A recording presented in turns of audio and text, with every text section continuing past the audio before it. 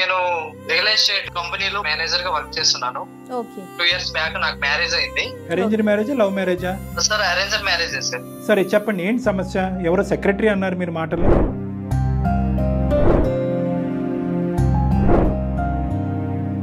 ఇతను ఎవరు అసలు? ఈ అబ్బాయి ఎవరు? స్కూల్ ఫ్రెండ్స్ గ్రూప్ లో ఉన్నాడు సార్.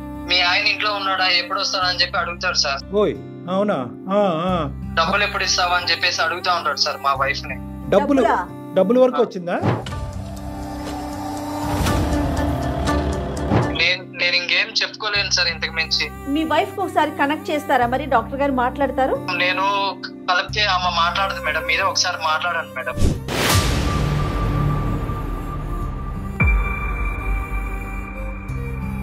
ఎవరు ఈ అబ్బాయి? అప్పుడు X boy friend sir. O X. సరే, మళ్ళీ ఇప్పుడు ఎక్స్ మళ్ళీ డబుల్ ఎక్స్ అయ్యాడు అప్పుడు? అవును సార్.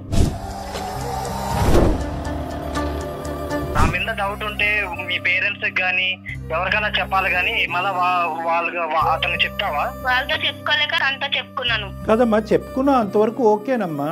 మీ ఇంటికి రానా, మీ ఇంట్లో మీ ఆయన ఉన్నాడా, నాకు ఇంత డబ్బులు కావాలి, ఇవన్నీ ఎందుకమ్మా? అడ్వాన్స్ తీసుకున్నారు సార్. ఏం అడ్వాంటేజ్ తీసుకున్నాడు చెప్పు.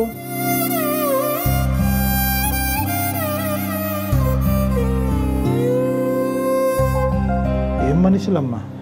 అతనితో మాట్లాడదాము, అతని పరిధులు ఏంటన్నది అతను అర్థమయ్యేటటువంటి విధంగా అతనికి చెప్దాము. దానికి మించి ఆ గీతలు దాటుకుని ముందుకు వస్తే కనుక అతని తాట ఎలా తీయాలో మాకు బాగా తెలుసు.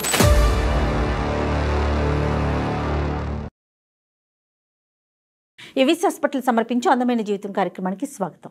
నమస్తే కళ్యాణ్ గారు. నమస్తే జయ గారు. కళ్యాణ్ గారు, రామకృష్ణ అనే ఆయన మనకి మెయిల్ చేశారండి. అంటే తనకు వచ్చిన అనుమానం అది నిజమో కాదో తెలియనితనం, ఒక క్వశ్చన్ మార్క్ అనమాట. వైఫ్ అండ్ హస్బెండ్ అసలు సమస్య మాత్రం. నాకు పరిష్కారం మీరు చూపించండి, మీ సలహా నాకు కావాలి అన్నట్లుగా మెయిల్ చేశాడు. ఓకే, మాట్లాడదాం జయ గారు, తప్పకుండా. హలో, నమస్తే అండి రామకృష్ణ గారు. ఎవరు మేడం?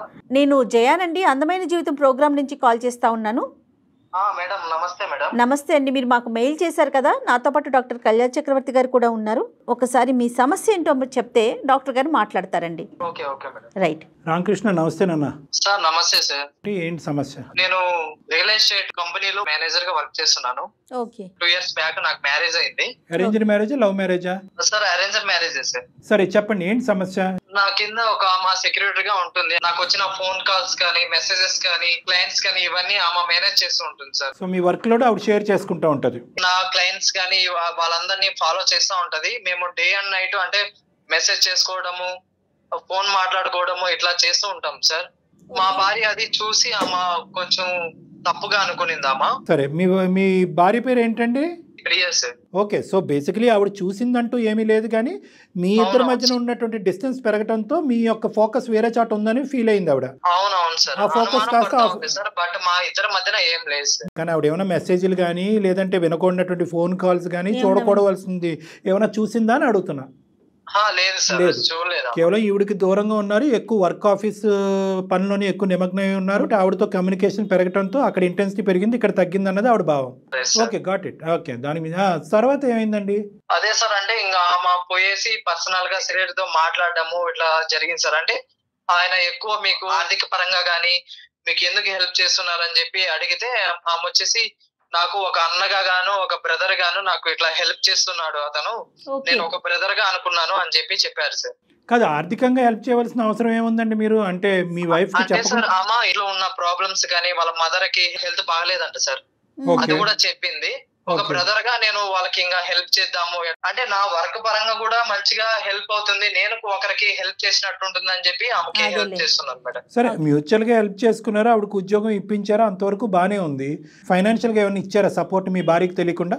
వాళ్ళ మదర్ కి వచ్చి హెల్త్ బాగలేదు సార్, ఏడ్చింది అనమాట. ఏడ్చినప్పుడు చెప్పాను ఇట్లా, అమ్మా నేను ఒక బ్రదర్ గా నీకు అండగా ఉంటాను, నీకు మనీ గానీ ఏమైనా నీకు ఇంట్లోకి వస్తువులు గానీ ఏమైనా ఉంటే నేను హెల్ప్ చేస్తాను అని చెప్పాను సార్. అంటే ఎప్పుడన్నా మీ వైఫ్ కి క్యాజువల్ గా ఒక కొలీగ్ లాగా ఒక ఫ్రెండ్ లాగా ఎప్పుడన్నా పరిచయం చేశారా? లేదు సార్. డబ్బులు ఇస్తున్నట్టు ఎప్పుడన్నా చెప్పారా? లేదు సార్, చెప్పలేదు సార్. హెల్త్ పరమైన అంశం అంటే పెద్ద మొత్తంలోనే ఇచ్చుంటారు, మీరు మధ్యతరగతి కుటుంబం కాబట్టి. అంత పెద్ద మొత్తంలో ఇచ్చేటప్పుడు సతీమణికి అంటే భార్య మనకి షేర్ చేసుకోవటంలో తప్పు లేదుగా? ఎందుకని చెప్పి చెప్పలేదు సార్. ఆ విషయం తర్వాత తెలిసిందా మీ వైఫ్ కి? తెలిసింది సార్. తెలిసిన తర్వాత ఆమెకు అనుమానం వచ్చిన తర్వాత అడిగింది సార్. కేవలం మీరిద్దరూ ఎక్కువ ఇంటెన్స్ గా మాట్లాడుకుంటున్నారు అనేదే కాదు, ఉద్యోగం ఇప్పించింది మీరే. ఎటొచ్చి మీ భార్య ఏంటంటే ఆవిడ మిమ్మల్ని అన్నయ్య, మీరు ఆవిడని చెల్లెమ్మ అంటాం అనేది వినలేదు అంతే. అవును సార్. తర్వాత ఏమైందండి? అదే సార్, వచ్చి అడిగిన తర్వాత అమ్మ నాకు ఒక బ్రదర్ గా చెప్పింది. తర్వాత వాళ్ళ అమ్మతో కూడా మాట్లాడడం జరిగింది మా వైఫ్. మాట్లాడిన తర్వాత వాళ్ళ మదర్ చెప్పారు, ఇట్లా నాకు ఒక కొడుకు లాగా అతను నాకు హెల్ప్ చేశాడు అంతేగాని ఇంకేం లేదు అని చెప్పారు సార్. అక్కడికి ఆ ప్రాబ్లం సాల్వ్ అయింది సార్. ఓకే, దాంతో ఈవిడ చల్లబడింది.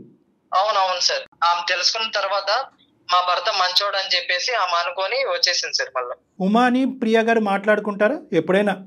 కష్టం అనుకోండి, ఎప్పుడు మాట్లాడుకుంటారు సార్. ప్రాబ్లం అయిపోయిన తర్వాత మాట్లాడు. సో మీ వరకు అయితే కనుక అక్కడ చెల్లి అయిపోయింది.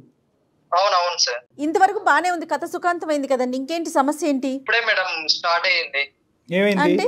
అవును మేడం, మా వైఫ్ వేరే వాళ్ళతో రిలేషన్షిప్ లో ఉందని నాకు డౌట్ గా ఉంది మేడం. అంటే ఎట్లా మీకు అనుమానం ఎలా వచ్చింది? మీకంటే సెక్రటరీ ఉన్నారు, ఆవిడకి లేరుగా. ఒక రోజు మా వైఫ్ నిద్రపోయినప్పుడు నేను ఒకసారి ఫోన్ చెక్ చేసినప్పుడు మా ఫోన్ లో వచ్చేసి మెసేజెస్, కాల్స్, అందమైన జీవితాన్ని కూడా ఆమె మెయిల్ పెట్టున్నారు సార్. రెగ్యులర్ గా నైట్ మీరు పడుకునే ముందు ఆవిడ ఫోన్ చెక్ చేసి పడుకుంటారా? లేదు లేదు సార్. ఈ మధ్యనే నాకు డౌట్ వచ్చేసి నేను మా వైఫ్ నిద్రపోయిన తర్వాత నేను ఒకసారి చెక్ చేశాను సార్. అసలు మీకెందుకు డౌట్ వచ్చింది? అంటే మేడం అంటే ఎక్కువ బయటికి వెళ్ళేసి ఫోన్ మాట్లాడము, మెసేజ్ చేయడం ఎట్లుంటే నాకు అంటే వేరే వాళ్ళతో తిరగడము, రిలేషన్షిప్ లో ఉన్నట్లు నాకు కొంచెం అనుమానం వచ్చింది మేడం. నీ కథ మీద అనుమానం నడుస్తున్నప్పుడే ఈవిడ ప్రవర్తనలో ఇది వచ్చిందా, లేదంటే మీది కంప్లీట్ గా ఎండ్ అయిన తర్వాత మీ వైఫ్ యొక్క ప్రవర్తనలో మార్పు మీకు కనిపించిందా? ఇప్పుడు నా మీద డౌట్ ఉన్నప్పుడే ఆమె కొంచెం ప్రవర్తన కూడా మారింది సార్. కానీ అప్పుడు చెక్ చేయకుండా మీది ఎండ్ అయిన తర్వాత మీరు చెక్ చేయడం మొదలు పెట్టారు. అవునవును సార్. ఇదేది ఎలక పిల్లి కథలా ఉంది. అంటే టిట్ ఫర్ టాట్. మా ఆవిడ ఇప్పుడు వరకు నా మీద చెప్పెట్టి నన్ను అనవసరంగా అమాయకురాలైనటువంటి అమ్మాయితో లింక్ కలిపి ఇబ్బంది పెట్టి చేసింది కాబట్టి ఈరోజు నేను ఒక కొత్త కథని సృష్టిస్తూ మా ఆవిడకి ఎవరో ఒకరు ఉన్నారు అనే విధంగా నువ్వు మాట్లాడలేదు అంటాను. గ్యారంటీ ఏంటి? నువ్వేం చూసావు? మెసేజెస్ చూసాను సార్. మెసేజ్లు చూసావు. ఏంటి ఆ మెసేజ్లు? ఏం చూసావు ఆ మెసేజ్లో? అదే సార్, కలుద్దాము, మళ్ళీ ఎప్పుడు కలుస్తావు, ఓకే ఓకే, అసలు నాకు రిప్లై ఇవ్వట్లేదు. ఇతను ఎవరు అసలు? ఈ అబ్బాయి ఎవరు? స్కూల్ ఫ్రెండ్స్ గ్రూప్ లో ఉన్నాడు సార్. మీ ఆయన ఇంట్లో ఉన్నాడా, ఎప్పుడు వస్తాడా అని చెప్పి అడుగుతాడు సార్. ఓయ్ అవునా? డబ్బులు ఎప్పుడు ఇస్తావా అని చెప్పేసి అడుగుతా ఉంటాడు సార్ మా వైఫ్ ని. డబ్బులు వరకు వచ్చిందా?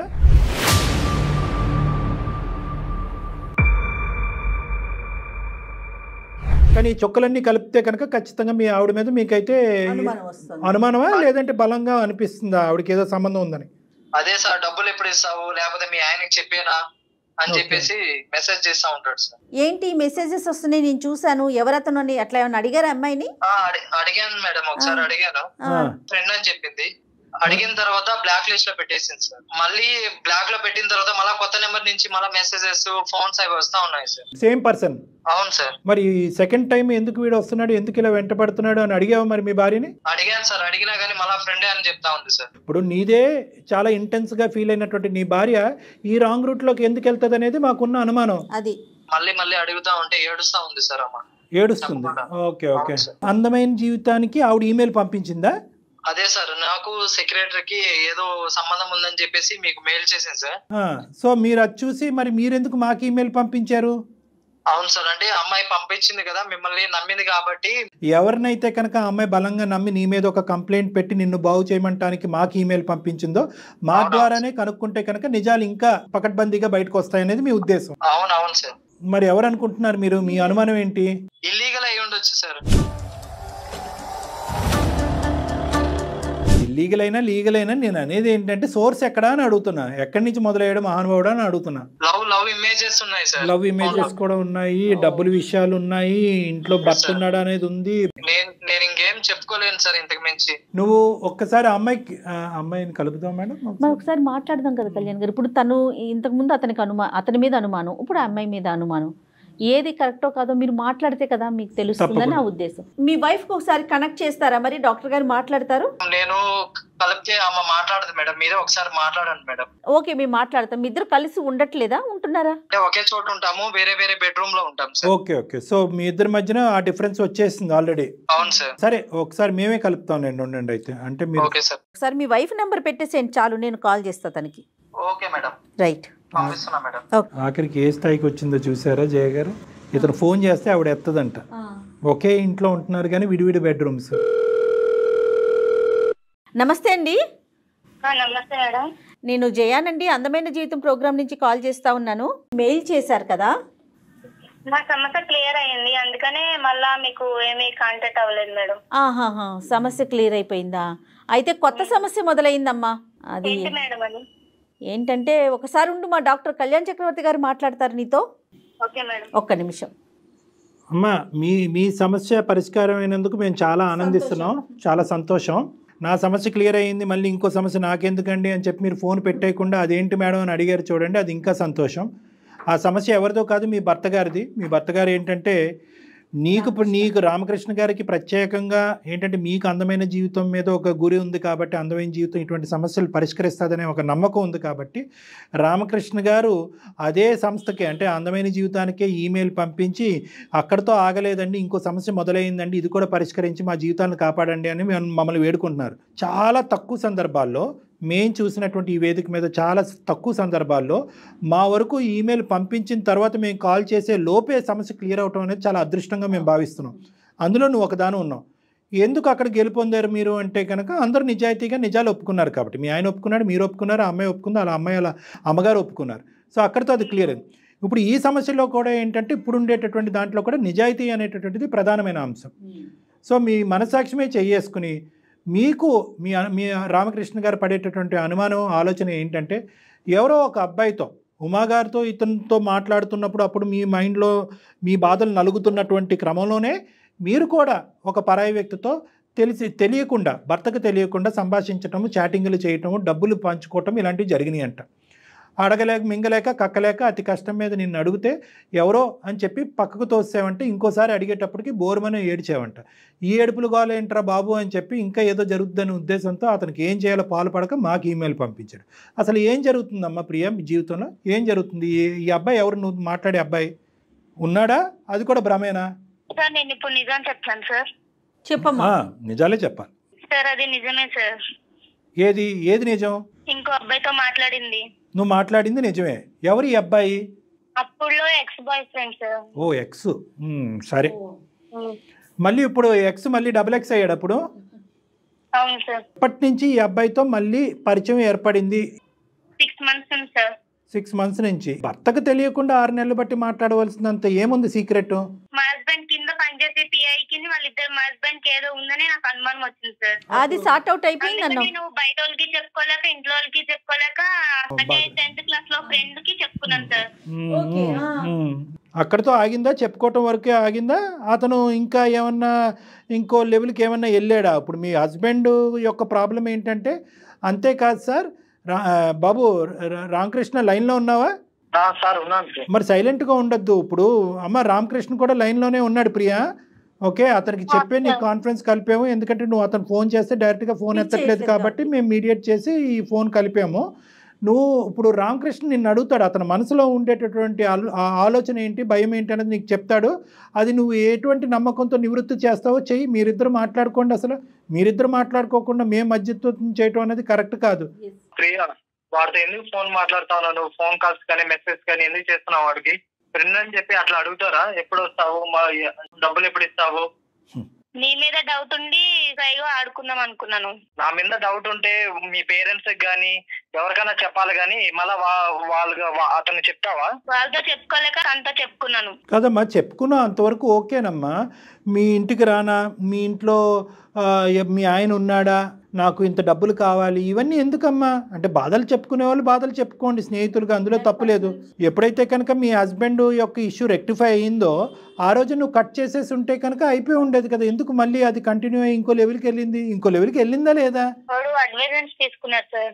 ఏమ్మా అడ్వాంటేజ్ తీసుకున్నాడు అంటే ఏం అడ్వాంటేజ్ తీసుకున్నాడు చెప్పు. డబ్బులు అవన్నీ ఇచ్చాను, ఫోన్ కొనుక్కోనికి డబ్బులు లేవా అంటే ఇచ్చాను, మళ్ళీ ఇబ్బందులు అంటే ఇచ్చాను సార్. ఓకే, అన్ని విధాలుగా బయట వెళ్దాం అది ఇది అంటుంటే నాకు కొంచెం నచ్చలేదు సార్.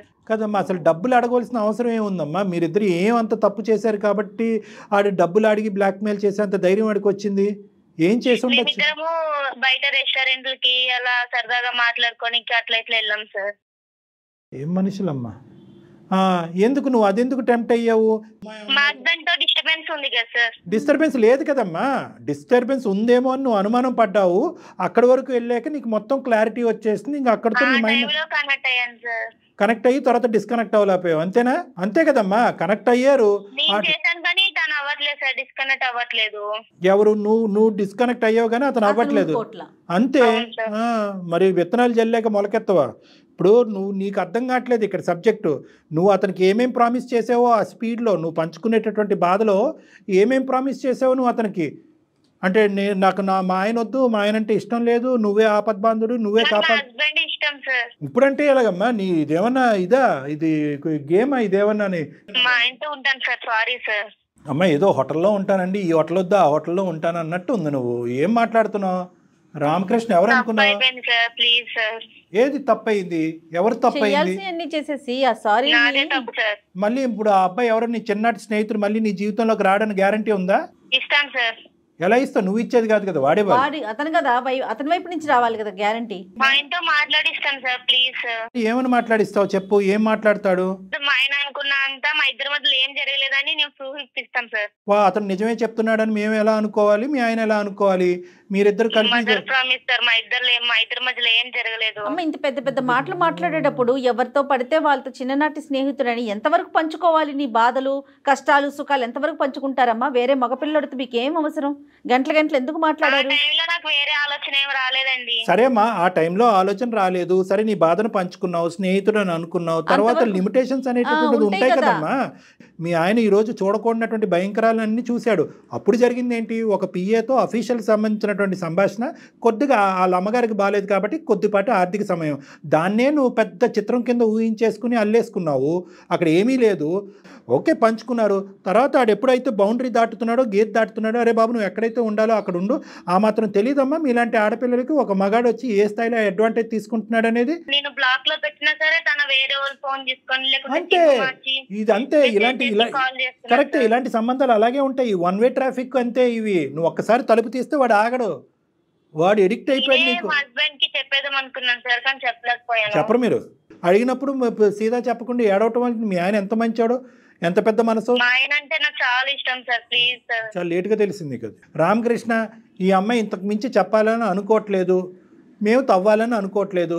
రామకృష్ణ మనసులో ఒకే ఒక క్వశ్చన్ ఉంది, మీరు ఎంత దూరం ప్రయాణం చేశారనేది ఒక ప్రశ్న. అది రేపొద్దున ఈ ఫోన్ పెట్టేసాక అడిగితే నువ్వు సమాధానం చెప్పలేవు, అతను మనసు విప్పి అడగలేడు. సో నేనేంటంటే సభాముఖంగా నేను అడుగుతున్నాను, ఎంత దూరం జరిగింది మీ ప్రయాణం? టీ స్టాల్ రెస్టారెంట్ అంతే.